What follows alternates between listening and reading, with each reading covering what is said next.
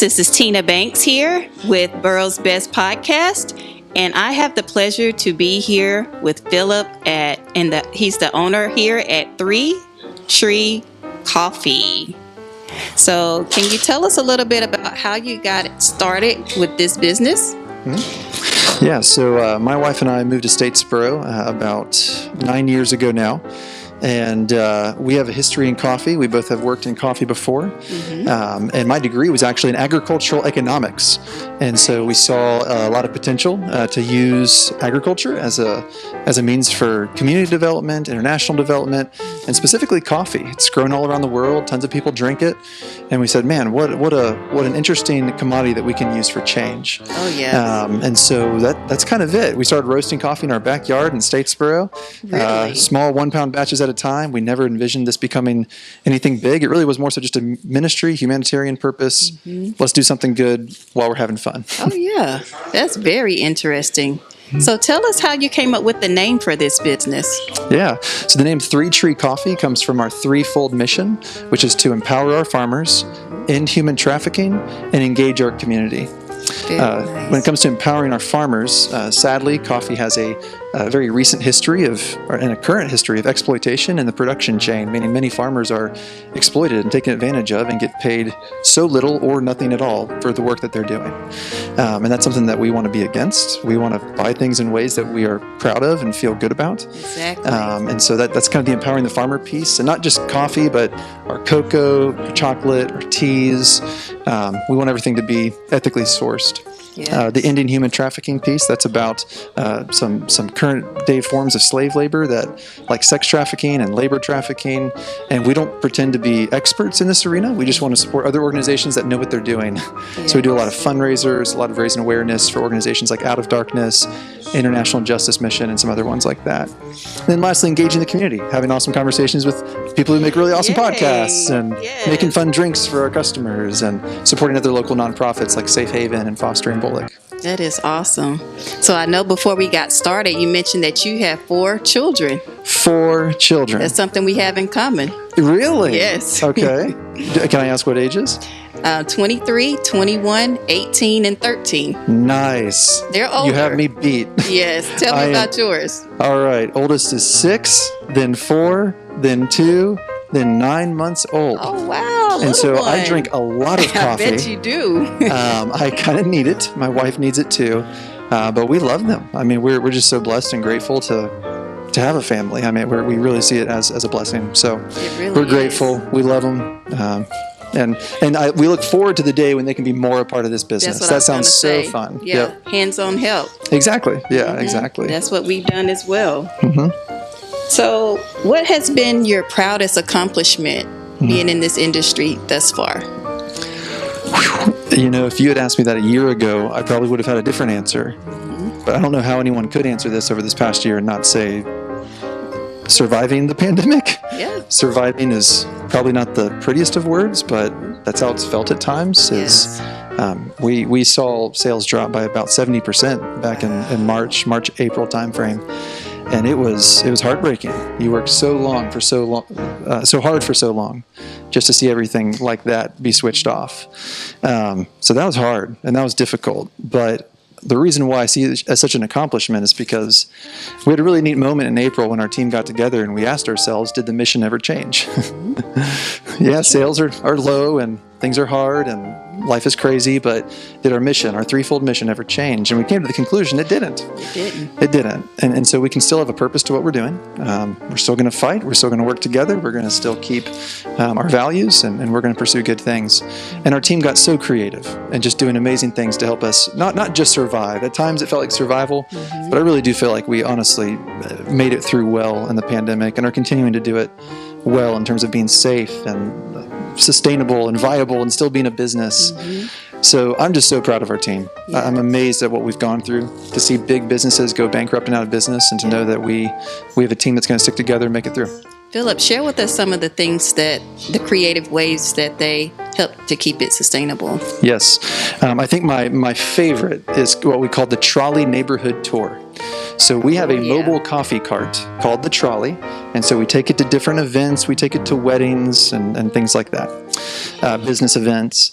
And so, when we were in the time when everyone was staying at home, we thought, well, could we bring a smile to people's faces by bringing coffee to them in their neighborhood out of the trolley? Yeah, you brought it to our neighborhood. Really? You did. Awesome. Mm-hmm. Okay. Yeah. And it was awesome. I mean, not only did it help us as a business, people were very supportive. They were buying bulk lunches, bulk bags of coffee, growlers of cold brew coffee, kind of like bulk grocery items. Mm-hmm. At one point, we partnered with Bullock Janitorial in town to try and distribute paper towels and toilet paper. Because I don't know if anyone remembers, but there was a time when that was hard to get. Oh, yes. And so partnering with a local organization to get that out and about.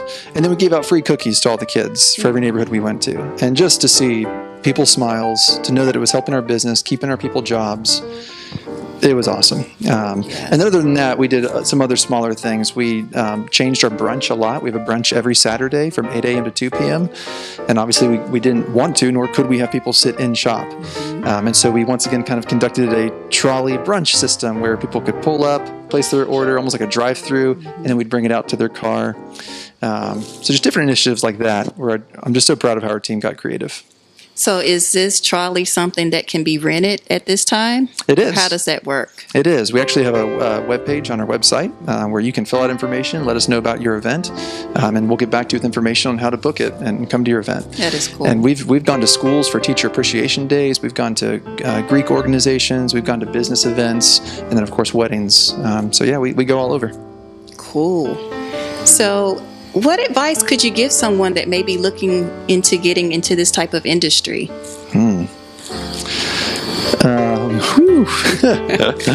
Like, where would they start, or what resources? Or Yes, I would say start with teamwork. Start with networking. Okay. I actually, so we are a wholesale coffee roaster as well. So we provide beans to other businesses like bakeries and coffee shops all over. We actually have some donut shops, one in Atlanta and one in Tampa Bay, Florida, that we provide coffee for. And so we're regularly talking with people who want to open coffee shops and want to open restaurants and want to open bakeries. And what I find is that a lot of them feel like the business starts once they have a space. And what I tell all of them is that the business already started. It's about networking. It's about networking. And it's about finding the right team. It's about finding the right situations, right? It takes networking and it takes time. We were roasting coffee in our backyard for 2 years before we really had a solid team and a solid opportunity to actually go and open up a coffee shop. So I would encourage people just to start networking, go to business events, get involved in your community, get to meet people, share your vision, and people who have like-minded vision, start to form the team. So what does like that perfect team member consist of? Like, what are some quality traits that you look for? Yes. Definitely some hands down, dependability is one of the strongest one for me and our team that we talk about a lot, which is kind of a component of sticking to your word. If you say you'll do something, you do it, right? So I try to operate that way. We want our whole team to operate that way. Definitely the humble problem solver. That's actually one of our 5 core core cultural values. With us? Sure. Putting me on the spot. Let's see if I remember. My team will be upset if I don't. Yeah, exactly. So the first one is called joyful hospitality. That's a good one. So it's not just customer service, but we want to joyfully welcome people home. I was greeted that way. Good. I love hearing that. And coffee sort of has that connotation. It does. A coffee shop is supposed to feel like your other place, right? Your other home. And so we really want to make sure people feel at home here, joyfully. So joyful hospitality, changing people's worlds. That's something. We're a small coffee roaster in this big world, and I don't know if we can change the world, and we don't really worry about that. We want to change people's worlds. So for the farmer that we partner with and pay ethical wages, that changed their world. Yes. We've had students come in and they find community here. College students and their parents will email us and say, my student found a home in your place, and that was changing their world. That's huge. Huge. Staff members, this is my favorite, staff members who come in and are inspired and empowered to go off and have purpose within their own endeavors beyond just money. That's so exciting. So changing people's worlds is number 2. Number 3 is enriching experiences. We really want to offer enriching experiences to the customer, and we really want to offer that to our staff as well. We actually have a latte art competition coming up within our staff in a couple nights from now. We're going to offer them some free food. It's called an employee dinner, so we really try to give them enriching experiences. Number 4 is wicked awesome products. We just want to make cool stuff, whether it's drawing really neat latte art. I love the adjectives you use. Yeah, or if it's making really quality t-shirts. We just want to do everything with quality and be proud of it. Yes. And then the last one, and this was what I was going to go to, and when you were asking, what makes a good team member, humble problem solvers. Humble problem solvers. People who see the need and fill it, but aren't necessarily doing it to just try and get all this attention. Right. That's who we try to be. That's who we try to surround ourselves with, and it creates a really neat work culture. I bet it does. And like I said, I can feel that and I can see it being in the establishment and the way that I was made to feel when I first walked in. Yeah, good. Yes. Good. So keep it up. Thank you. It's working. I appreciate that. We have an incredible team. A lot of people have bought into that. It takes trust to buy into anything. Most definitely. And so I'm very grateful that people have trusted me, trusted our team, and trusted us. So what sets this 3 Tree Coffee apart from any of the others that we may have in our community? Yeah. It probably would be, well, first of all, it's worth mentioning we have a lot of awesome places in our community. Yes, we do. You mentioned this when you walked in. I'm wearing a Burroughs Strong shirt, and this is a shirt that was sold during the pandemic to help local businesses. We have a bunch of great local businesses in town, and a lot of people that would be perceived as our competition because they're other coffee shops we actually have a collaborative relationship with. And we try to stay focused on our purpose, not on our competition, right? And feeling that sort of way of we're against someone. Yes. I don't know how we can engage our community if we're looking at our community with an aggressive form like that. So it's just worth mentioning. I just have a lot of respect for everyone in the community and all these other small businesses. In terms of just some things that probably set us apart, it really does, I think, come down to we strive to give that great, joyful hospitality, not just customer service, but we want people to walk in here and it's a whole nother world. That's my favorite comments when people say, I walked in, it just felt like I felt like I walked into a different world. Yep, mission accomplished. Mission accomplished, that you felt that you had an incredible experience and you felt at home. I would say that's really what sets us apart. Of course, I love our coffee. It's specialty coffee, meaning it's high grade. It focuses on single origin, which means coffees from unique regions and places to distinguish those different flavors. So give me an example. What would that look like? Like where? Yep. So out there right now, we've got a Colombian coffee from a farm called La Sierra. We got a Chinese coffee from the Yunnan region, province of southern China. Wow. We've got an Ethiopian coffee that we get from the Limu region. The farm's called Burka Gudina Estate. So it's very specific. This coffee is from this area, and therefore it has a unique flavor. Yes. And it's kind of a beautiful metaphor for human life. Like we all come from different places. Yes. And we all have different strengths and different weaknesses and different characteristics. And from a roasting perspective, we want to really display those and encourage people to recognize those differences. Coffee's not just coffee. Different coffees from different places taste different, and they can taste really good too. So if you were not if you were not owning this coffee business or in the industry, what else would you see yourself doing? Man, if I could get paid to be a stay-at-home dad, that is definitely high up on the list. You don't hear that often. I love hanging out with my family. If that was a sustainable living, that would be awesome. I've been involved in my local church before. I love ministry and working for the local church, and I've done that in the past, so that's enjoyable. I've worked in banking, and I love finances and data, so I don't know. I don't know what I'd be doing. And hopefully we never have to figure out, because ultimately I love doing what I'm doing right now. Yep. Yeah, they say if you enjoy doing what you're doing, you never work a day in your life. That's right. So you're not really coming to work. Yep. And that's what it feels like most days. Obviously there's some days where it's a little different, but most days I strongly look forward to coming in. So tell us something that we just don't know about 3 Tree. Boy, that's a good question. Well, okay, something that's worth mentioning that a lot of people aren't aware of until they've been involved for a little bit is that we have a lot of allergen-friendly alternative options. Okay. That's big this day and time. I don't know if I said that right. But so we have a lot of gluten-free options, a lot of dairy-free options. All of our muffins are gluten-free, dairy-free. For our coffee drinks, we have a lot of alternative milks, so almond milk, coconut milk, oat milk. once again, for Statesboro, me and my wife, we can't have certain, we can't do dairy, one can't do soy. We have another co-owner who can't do similar things.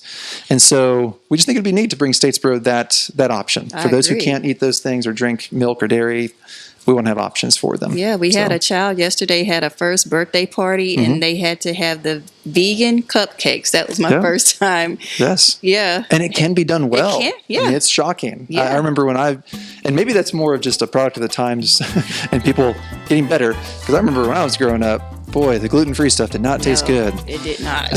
And now, goodness, our muffins are incredible. And clearly you had some vegan cupcakes that were good. I couldn't tell the difference, really. It was like, I want to say it was better. Yep. Yeah. Yeah. So if you had to choose a Burrow's Best Business, who would you choose to be your Burrow's Best Business? Ooh. There's a lot of them out there. There are. There are a lot that come to mind. There are a lot. The one I'll mention is the Rolling Monkey. Oh, I'm not sure if you're familiar with the Rolling Monkey. Guess where we're going when we leave here? Are you going? Is that next? Next stop. I mean, hands down. In terms of the experience, the service to the community, the product that they're offering, the way they run business, they're great people. Their team, they've built a great team culture. Just lots of neat components that they are an incredible addition to the Statesboro food scene. Oh yes, I was so happy when they came to our area. And let me tell you, I don't like ice cream. Oh my goodness. I do not like, people would go and get ice cream. I want brownies or cookies. Yeah. But I took my niece there and I said, well, let me just get something. And I've been hooked ever since. Yes, it is so good. And they So similarly they can make ice cream with coconut milk. Yes. And so for those who can't do dairy, like me and my children, we can still enjoy food there. That's right. So they are great. I actually just spoke with Megan a couple hours ago. Did you? They're just great people. They really are. So, yeah. Really nice family. Well, I thank you for your time. Yeah. I hope you guys enjoyed this episode. We were saying this is episode 3 at 3 o'clock at 3 Tree. Woohoo! So we'll see you on the next episode. Please come by and support this phenomenal business. Thank you.